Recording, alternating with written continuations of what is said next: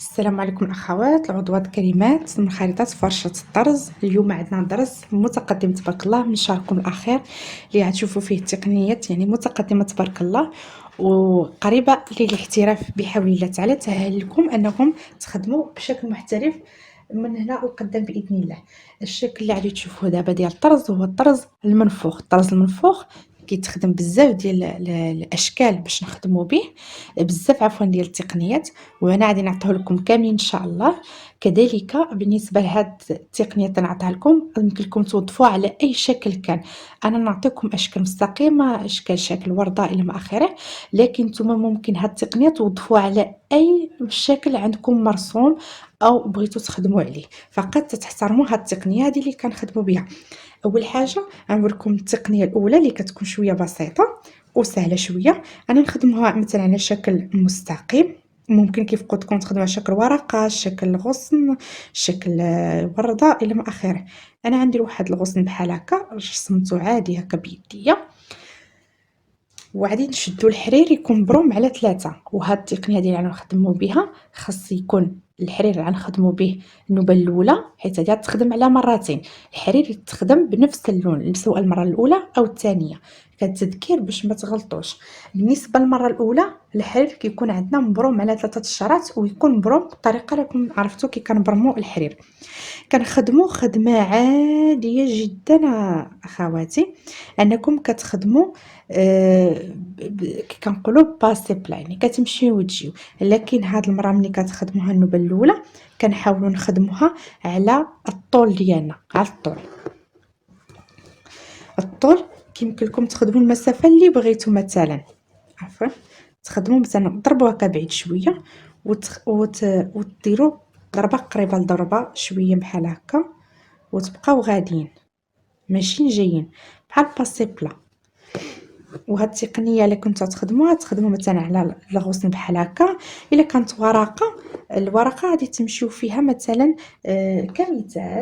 كمثال عندكم ورقه بحال هاد الشكل هكا، كمثال غادي تمشيو النوبه الاولى بالطول. بهاد التقنيه اللي كنخدم معكم تمشيو بالطول، تعمروا الطول هكا، عاد نخدموا العرض كما دابا حنا كنخدموا هكا بالطول، عاد باش نخدموا العرض. هانتوما بقى غادا خدامه تنكمل هاد المسافه اللي عندي، وننتقل عاوتاني القطعه اللي حداها تنكمل هاد المسافه اللي عندي بالطول هاك. واخا ما تكونش متقونه هاد الخدمه ديال النوبه الاولى، هاد الخطوه الاولى واخا ما تكونش متقونه ماشي مشكل، نقدر ندير في قلب منها شويه ماشي مشكل هكا، ما كيهمش.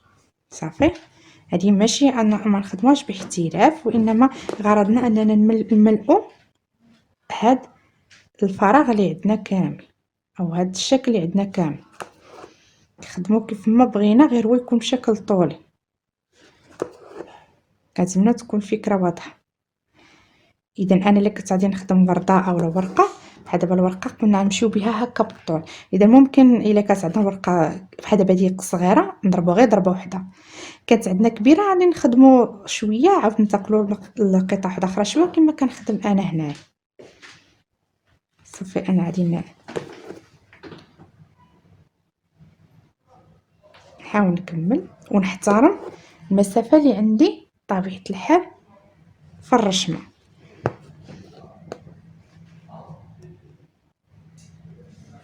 صافي نبقى خدامه هكا حتى نكمل. انا غنخدم غير هاد شويه هكا باش تشوفوا باش ما يطولش عليكم الفيديو.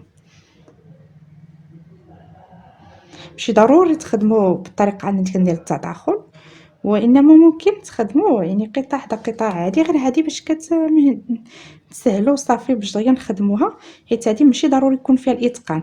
الاهم عندنا هو نعمروا هذا الفراغ هذا مزيان.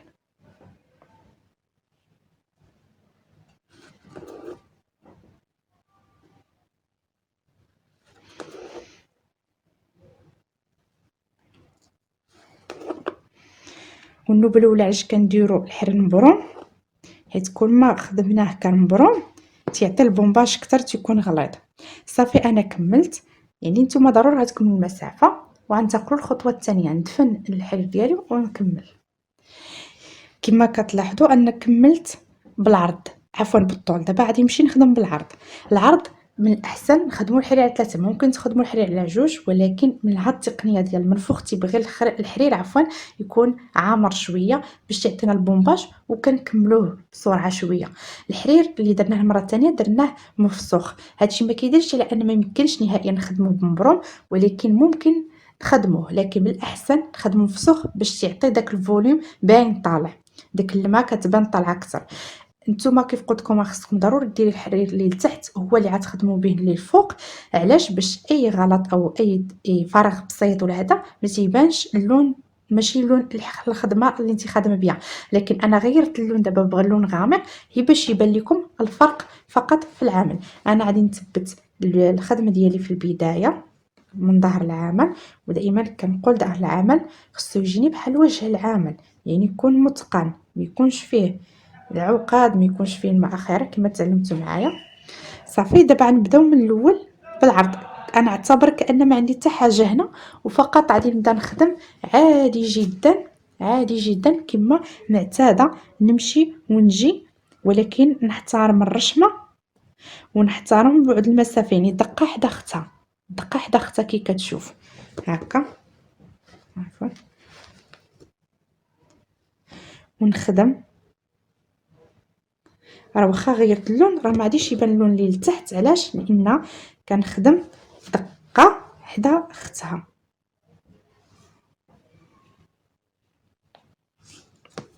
ما نهربش عفوا على الاطار او الرشمه اللي انا خادمه بها.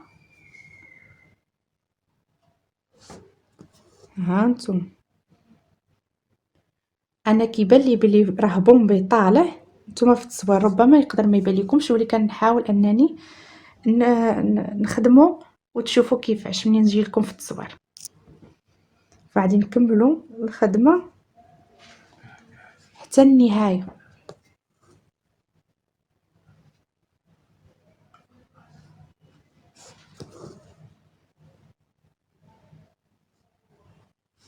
انا غادي نكمل باش ما نطولش عليكم، لان هاد التقنيه راكم فايتين شايفينها عارفينها، فقط هذا كتخدم على مرتين، حدا بالطول حدا بالعرض، باش كيجي الشكل عندنا منفوخ.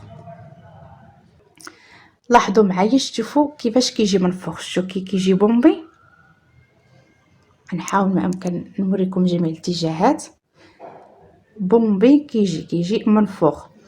وهاد النفخيه هذه كنصيحه من عندي، ان باش يبان البومباج ديالو اكثر واضح اكثر، وكيجي كذلك مطبوع، كي كنقولوا مطبوع على الرشمه، كنديروا له واحد الاطار بواحد الغرزه اللي تعلمتوها قبل.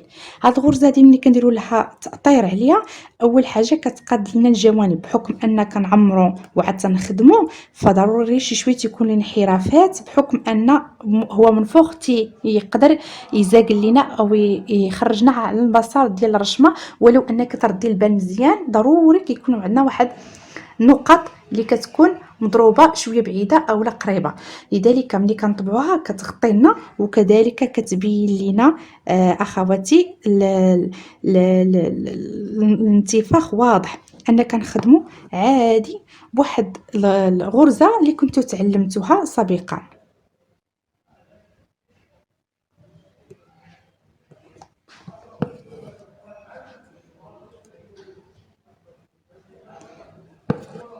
اما تخدموا بنفس اللون او بلون واحد، يعني بحال غرزه الخياطه كنمشيو فيها مأطرين، ولكن على الحواف والجوانب، ونحترموا هاد الغرزه حتى هي تجي مقاده هكا.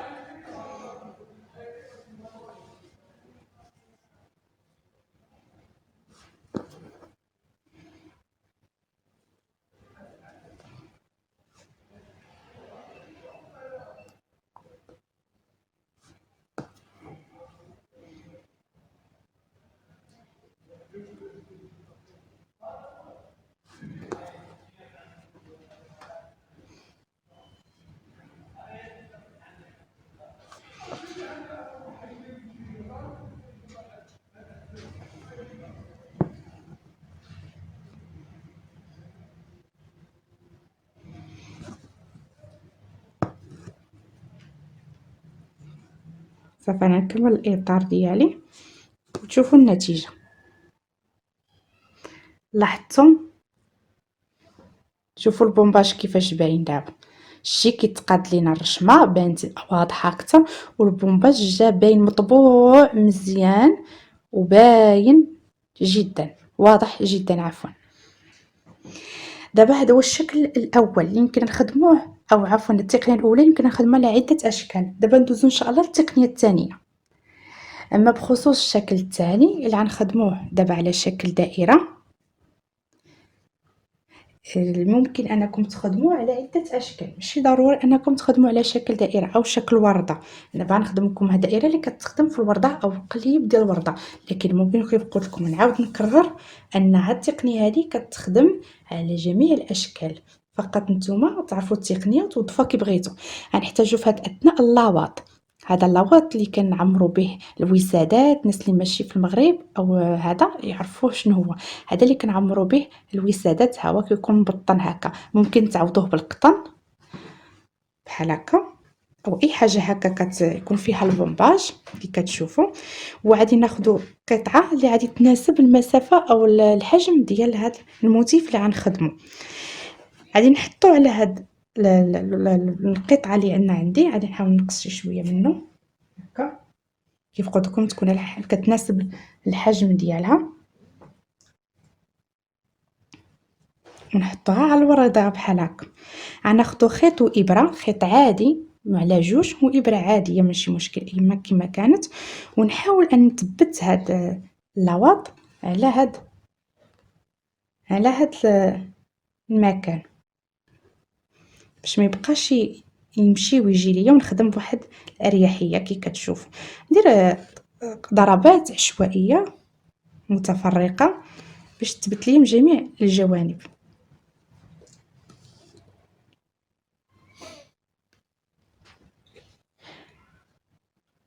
هكا كنخدموها بهذا الشكل.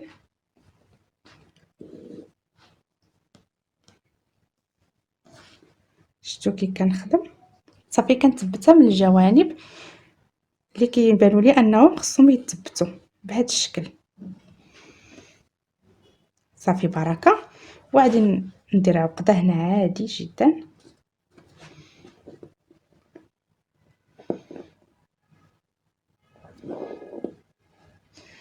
نقطع بالمقص. صافي ما نبقاش نخدم بهاد الابره. غادي نحاول انني الا كان شي زوائد هكا نحيدهم. كيعجبني انا الخدمه تكون فيني ما يكونش فيها الشعيرات طالعين ولا شي حاجه هكا. صافي دابا غادي نجيب ابره، عفوا نسيت الابره الرقم ديالها اش نقول لكم، اما تاخذوا رقم 7 اولا 6 ماشي مشكل. وغادي نبداو نخدموا بالحرير. الحرير يكون عفوا يكون مطلوق على 3 شعرات كيف قلت لكم مسبق، باش يكون يعني متين باش يبان لينا في البومباج اكثر ويساعدنا. غادي نحاول نخدم به. اول حاجه عفوا غادي نثبتو حرير مفسوخ. ممكن تخدموا بمبروم طبيعه الحال، ماشي ما يمكنش تخدموا به، وانما من الافضل يكون مفسوخ باش تعطي الفوليوم اكثر واللمعه واضحه. فغادي نبداو الخدمه ديالنا. عفوا نقلب الماما. غادي نبدا اول حاجه من الوسط. علاش من الوسط البنات؟ باش هكا تنثبتوا الخدمه ديالي على هاد المنسوج. انا كنخدمو على واحد الكتله اللي هي بومبي، فغادي نخدم بهذا الشكل هذا هكا في الوسط. لاحظتوا؟ غادي نجي نبعد عليه واحد شويه هكا مثلا هنايا ونعاود نخدم. والبنات فين كنطلع وكنهبط راه بطبيعه الحال على الاطار اللي انا خادمه فيه، ماشي على اللاواط اللي هو كيتحكم فيه. لا، اللاواط خصني نجمعو داخل الاطار. الاطار هو اللي كيفرض عليا فين غادي نخدم، والحجم د اللاواط اللي غادي يجمعوا في الداخل ديالو. ضربات عشوائيه هكا من الجانبين معا.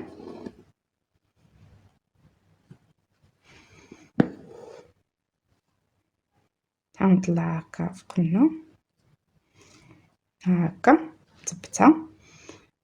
والبنات ما تنساوش انكم تزيروا الخدمه، ما تخليوهاش الحرير مرخوف. الا خليتوه مرخوف راه غادي يتشنتف ليكم وغادي يبان ماشي متقون. خصو يكون مجموع مثبت بحال كتخدموا على الثوب ماشي على اللاباط، كانك كنخدمش كاع على شي حاجه، كنخدم مباشره على الثوب. هكا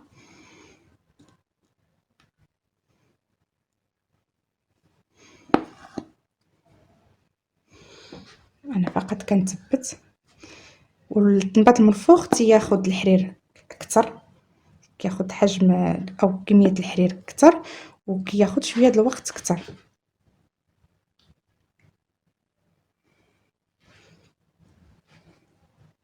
كي كتشوف. شكرا. صافي، وكنرجع نبدا من البدايه.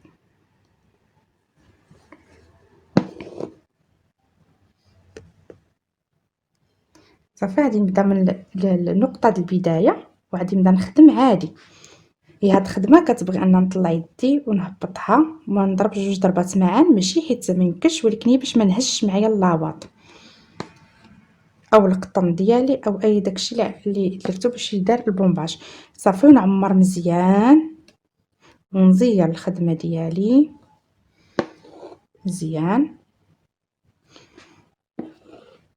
خلي حتى شي حاجه اللي هي باينه هكا. اي بلاصه خصني ندرق فيها لاباط ندرق فيها، واي بلاصه كتبان لي انني نبين فيها شكل الورده او الورقه واي شيء او اي موتيف كنخدمو خصني نبينو، ونعاون بهذا الضفر ديالي او صبعي هكا باش ياخذ المكان المناسب، حيت بعض الخط يكون كيتزحلق الحرير الحواف. فانا بحال كندعم الحرير ياخذ مكان مناسب ديالو مباشره، كنزير باش يبقى ثابت في داك المكان ديالو. كيف قلت لكم خصو وقت وخصو الحرير كياخذ كميه. كنبقى مستمره.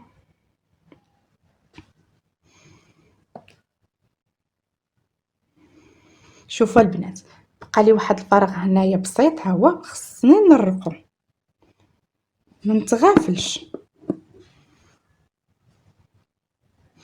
الا بغيتو الحاجه تكون متقانه. ممكن الا بغيتو تعوضوا هاد اللاباط مثلا اولا هاد القطن، يمكنكم تعوضوه بداك العقيقه اللي كتكون منفوخه. غير هو لاواط كيثبت لينا الحرير اكثر. ممكن نخدموا لكم العقيق، ولكن غادي يعذبكم شويه لان العقيق هو الشكل ديالو زجاجي ملس، والحرير حتى هو كيتزحلق ليه هو رطب، فصعيب شويه انه باش يشد المكان ديالو هذا. وكذلك العقيقه كيكون عندها واحد الحجم معين، ما عادش تقدروا تخدموا باي شكل بغيتو او لا اي انعواج بغيتو فيه.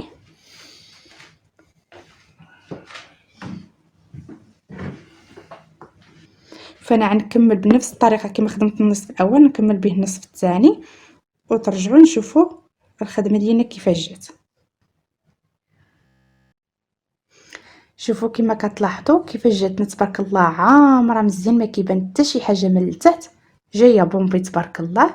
شوفوا كيجي على شكل ورقه على شكل غصن، اي حاجه بغيتوها بهذا اللاوط هذا كتخدموا بنفس الطريقه. مثلا كان غصن كنلويو القطن ديالنا اولا اللاوط في الوسط وكنضربوه بغراز وعاد تنخدموا فوق منه. وكما قلت لكم مسبق ان نخدم لي واحد الاطار بهذيك الغرزه.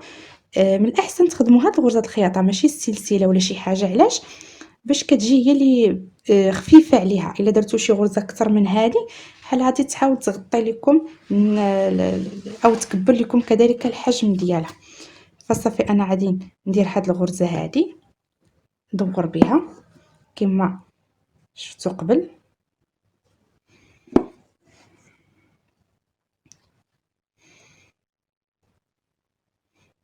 وغادي نكمل الدائره كامله ونرجع معكم كذلك باش نشوفوا الشكل الآخر هو الشكل الثالث وهو الآخر. شوفوا البنات طاح العمل هو تيكون غليظ شويه لان كنضربوا الضربات بزاف. ها هو من الامام بعد ما طبعناه بداك الغرزه اللي جات مطبوعه في الدائره. وشوفوا كيفاش جات منفوخه. شفتوا؟ غنحاول في نهايه الفيديو نصور لكم واضح الحجم ديال هاد الخديمات هادو كيجيو طالعين. وكيف قلت لكم اللاواط او القطن كنتحكموا فيه على حسب الرشمه اللي هي عندنا. فقط درتو دائره. دابا غادي نشوفوا الشكل الثالث وهو اللي غادي يكون الاخر بحول الله في هاد التقنيات اللي كيكونوا عندنا بزاف، ولكن الشكل تيكون موحد تقريبا. غير هذا تيجي اكثر من هذا اللي منفوخ، والشكل الاخر غنخدموا فيه كذلك تقنيه اخرى. الشكل الثالث وهو الاخر او التقنيه الثالثه هو غادي نستخدموه مثلا على شكل اللي غيكون خط. بالنسبه لهاد الخدمه هذه غنخدموش فيها الطرز الباسي بلا، وانما نخدموا فيها ليبريد. هي كتجي في ليبريد اكثر باش كيجي ثابته وانتم تفهموا علاش. انا غادي ندير فقط واحد الخط هكا، وغادي نجيب القيطان او الكابلي ماشي مشكل، قيطان كابلي على حسب الحجم اللي نتوما بغيتو يكون فيه انتفاخ اكثر. انا غادي نجيب جوج، نقدم على جوج. ما احسن تخدموا على جوج، ممكن تخدموا على واحد، ولكن باش يبان بومبي اكثر انا غادي نخدموا على جوج. شفتوا كيفاش؟ غادي نحطوهم هنا على هذا المكان اللي انا غنخدم فيه، وغادي نجيب خيط وابره كما تبتنا اللابط غنثبتو حتى هاد القيطان او الكابلي، ونقبطوهم غير من الرويس هنايا هكا. نجمعوهم كي كنقولوا، نجمعوهم مع بعضياتهم هكا بحال 3 ضربات او 4 باش يثبتوا لينا هكا. من بعد واحد شويه ندير ضربه واحده، بعد واحد شويه كذلك على حسب المسافه اللي غتخدمي فيها حتى توصلي لنهايه الراس الاخر. ونعتبر مثلا هذه هو النهايه ديالو هكا، ونضرب فيها 2 أو 3 أو 4 ضربات بحال هكا. ثبتو مزيان.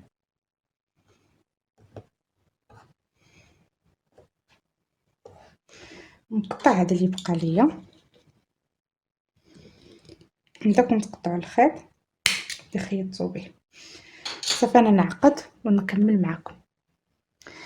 دابا غادي ناخذ الحيل نبروم على 3 الشعرات باش غنخدموا لي بريد او الدويدات. هاد لي بريد هادو غنخدموهم على هاد القيطان او الكابلي ديالنا. علاش كنقول قيطان او كابلي؟ حيت جوجهم بحال على حسب الحجم. صافي غادي نبدا من البدايه هكا. عفوا خصني نثبت.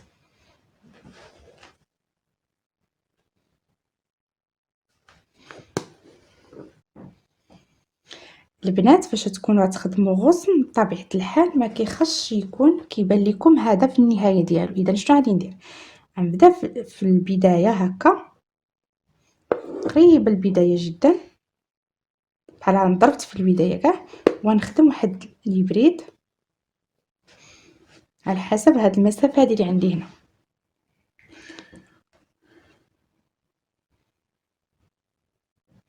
هكا. نسحب. راكم عارفين التقنيه ديال البريد شنو هي. ونحط. ما تبالكمش راه المسافه من هنا لهنا تكون بسيطه لعدد الويات، راه ما تنساوش انها كاين بومباج يعني مسافه كبيره هنايا. فغادي نهبط نحاول نقص اللويه.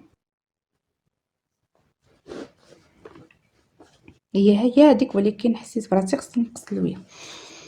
وغادي نهبط في المكان المناسب. دابا ملي خدمتها عاد نبدا في الراس في البدايه كاع، وكذلك نخدم واحد اخر. ونبعد على القيطان بواحد الميليم، ونجي نهبط نبعد واحد الميليم باش تلقى البريد فين يحط المكان ديالو، حيت راه كاين الغلط ديال البريده شي شويه. 1 2 3 4 5 6 7 8 9 10 11. والقياس اللي درتو عدد اللويات الا كان خط مستقيم عادي هو نفسو تخدموا به، لان راه عندنا نفس الحجم هنايا اللي كنمشيو به. هكا ونحطو جنبه. غادي تقولوا لي انا باقي واحد الفراغ هنا، لا ما غنخدمش فيه، ولكن ملي غنضرب هنايا غنرجع لقدام باش نزيد. ضروري تخدموا الراس وعاد تكملوا الخدمه. هذه هي اللي غادي تخليني نجمعها بهذه الطريقه هكا، وغنخدم. مازال غادي نوريكم واحد الحاجه باش تجي تجمع هذه مزيان هكا. ونبدا كذلك هذه 11 1 2 3 4 5 6 7.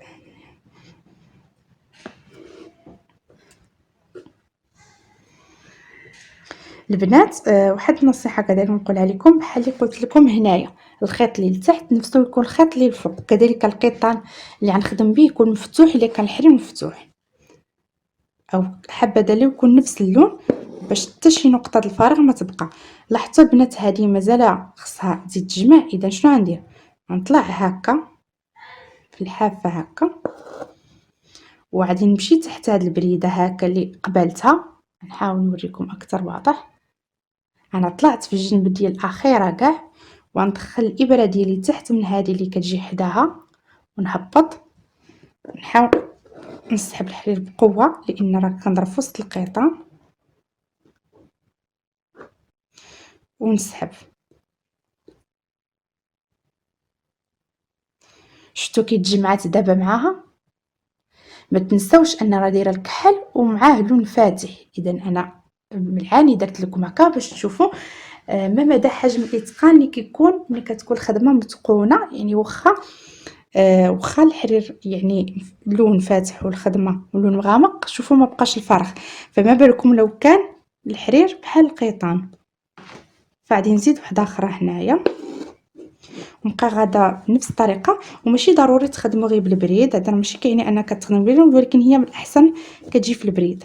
لكن انا غادي نوريكم حتى في الباسي بلا كيفاش تجي. وندير بريده حدا اختها، ما نبعدش بزاف نهائيا، نخلي بيناتهم ميلين باش تلقى القياس اللي تنزل فيها البريده جديده، باش ما يكونش فراغات نهائيا. 1 2 3.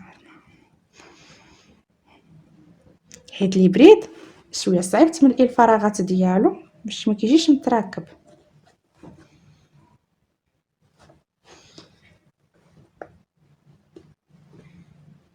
هكا نزير خدمتي بطبيعه الحال. شويه عليا نخدم، نعرف فين نطلع ونعرف فين نهبط، تجي خدمه مدكوكه. غنزيد اخر وحده باش تشوفوها معايا، وغنوريكم الا بغينا نخدموا بالباسي بلا. كنتمنى ان الشرح يكون واضح. سمحوا لي كي تخلي الحرير في الخدمه.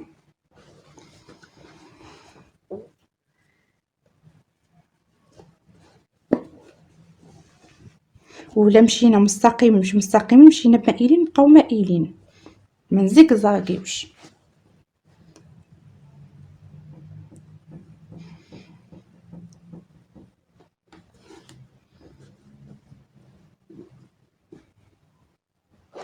دابا شوفوا معايا اللي خدمنا بالباسي بلا كيفاش غنخدموا. عادي جدا غنطلع ونهبط، والضربه حدا اختها مغيزه الخدمه.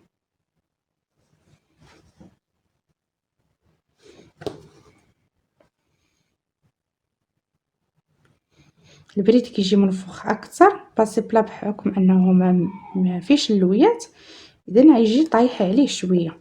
وهاد الميلونج ديال التقنيات او هاد الاشكال بحال هكا كيجي زوين.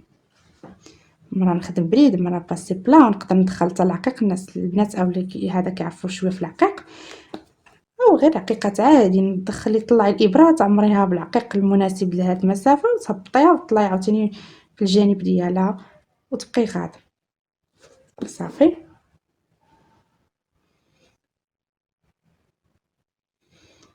نضرب مقادة من الضربات.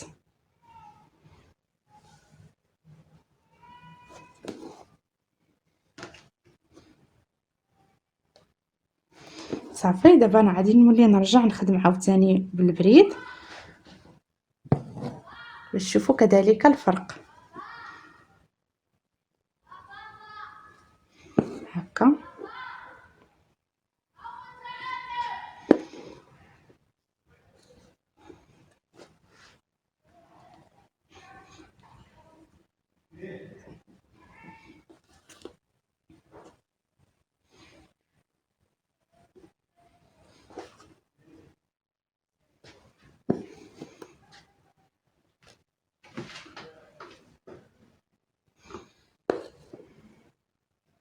شفتوا تبارك الله كيجي بحال خدمة التعصاب تقريبا. صافي نستمر بالطريقة او التقنية اللي تناسبني. تفنوا بالشكل اللي بغيتو، ولكن التقنية كتبقى هي. ماشي ضروري تخدموا غير جوج ديال القيطان او الكابلي، او ضروري منهم بجوج. ممكن تستغنيو عفوا تكتفيو بواحد، وممكن ديروا اكثر من جوج، دوبلو شحال ما بغيتو. ممكن كاع تركبوا قيطان اخر هنايا. نوريكم بحالاش. ديروا فوق منه يجي بحال الهرم، يجي في وسط منهم في الفوق يجي بحال الهرم، يزيد لينا في البومباج اكثر. فقط نتوما والرغبه ديالكم، لكن الاهم انكم فهمتوا شنو المقصود. وبهذا الشكل هذا تكون كملنا البومباج ديالنا بالاشكال اللي بغينا، مختلفه الثلاث والتقنيات الثلاث. نحاول انني نوريكم عن قرب الاشكال كيفاش جاو. شوفوا معايا الشكل الاول، لاحظتوا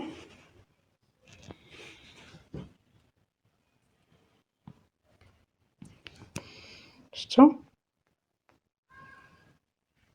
هذا الشكل الثاني، شوفوا البومباج ديالو اكثر واكثر، ممتع جدا.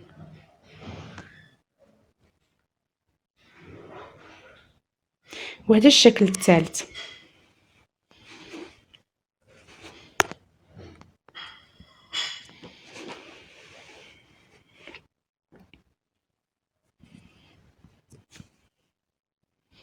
كنتمنى لكم التوفيق ان شاء الله، وعنكم الله، والى الملتقى بحول الله. السلام عليكم ورحمه الله تعالى وبركاته.